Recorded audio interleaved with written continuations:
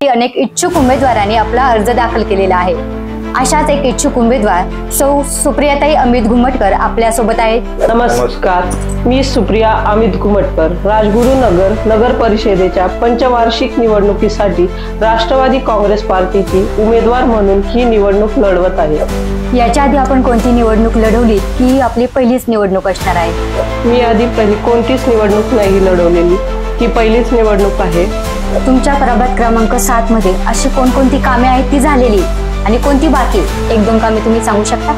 तसं पाहिलं तर पाण्याची समस्या म्हणजे उद्भवतीये। कोणतं विजन तुम्ही समोर ठेवलं आहे? ताई, फक्त निवडणूक आली म्हणून तुम्ही लोकांमध्ये जाताय का? प्रभाग क्रमांक 7 मध्ये इतरही पक्षाचे उमेदवार आहेत व तुमच्या मतदारसंघातील मतदारांनी तुम्हालाच का निवडून द्याल? कोणते सामाजिक उपक्रम राबवले?